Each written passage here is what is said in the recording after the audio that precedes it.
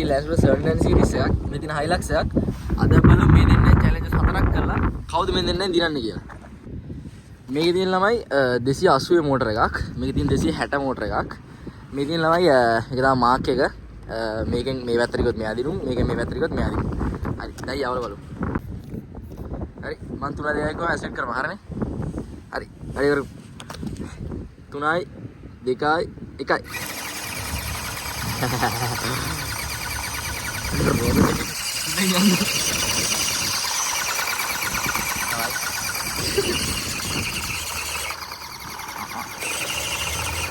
අම්මට ගැඩුණා.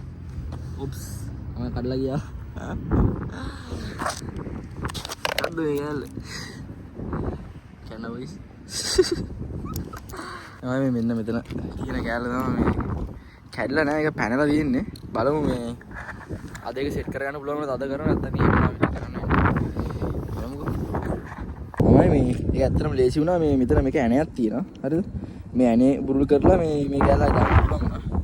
දැන් ආයේ මේක සෙට් කරන් තියන්නේ කවස් එක ආව හින්දා ඉතින් වැඩේ වුණා. මම වැඩේ හැදුවා. ටෙස්ට් රයිඩ් එකක් දාලා බලමු. වැඩේ හැදලාමයි.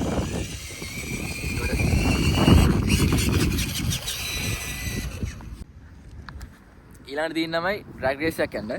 මෙන්න මෙතන ඉඳගෙන අන්න අතන්ට අර තියලා තියෙන්නේ. අන්න එතනට යන්න තමයි තියෙන්නේ. හරි ගියා. න කවුන්ට් කරලා යන්න තියෙන්නේ. 3යි 2යි 1යි. දෙපරිය. ට්‍රේන් යනවා. මොකද කරන්නේ? අන්න තියෙන ළමයි මේ කන්නක් අදින්න.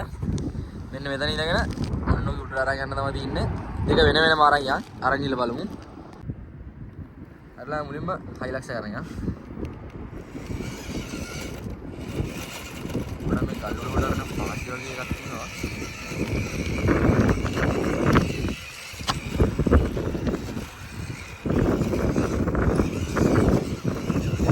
හරි.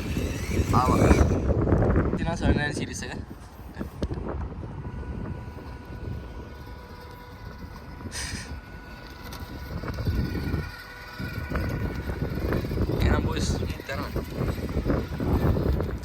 ඒක පාසි කෙස් එක මේකට නම් එච්චර ලොකුට බලවන්නේ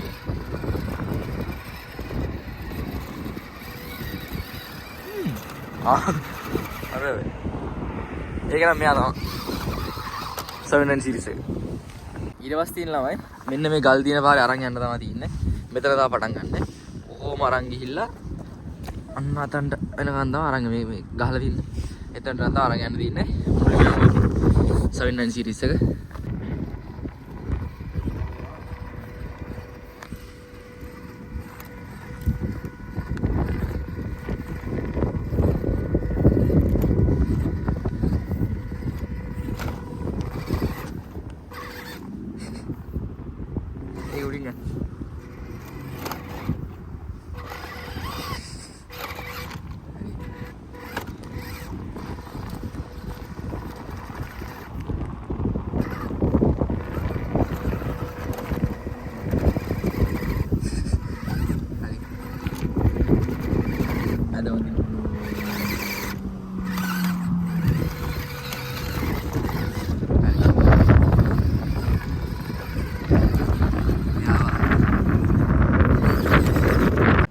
Hilux එක.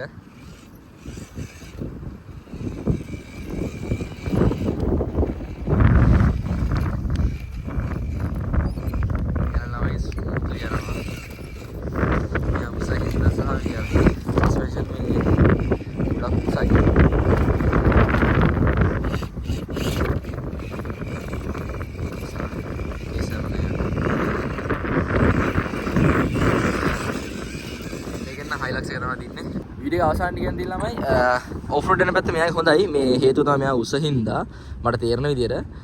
හැබැයි ඩියුටිබිලිටි අදින්න මේක සෑහෙන ඉස්සරහින් ඉන්නවා. මේකේ යට පාර්ට්ස් ගත්තත් ළමයි ගොඩක් හයියි. මේකට සාපේක්ෂව මේකෙත් හයි නැහැ කියනනේ මේක හයියි. මේක තමයි WPL C64 කියන මොඩල් එක. මේක NM82 එක. දෙකම හොඳයි. මේකටත් හොඳට ඔෆ් රෝඩ් යන්න පුළුවන්. මේකටත් යන්න පුළුවන්. මේක අර උස හින්දා පොඩ්ඩක් මෙයාට තියෙන මේ සම්භාවිතාව පොඩ්ඩක් වැඩි. දෙකම හොඳයි. විඩියෝ චැලෙන්ජස් වල නම් තින්නේ මේක. ඔයාලා මොකද හිතන්නේ?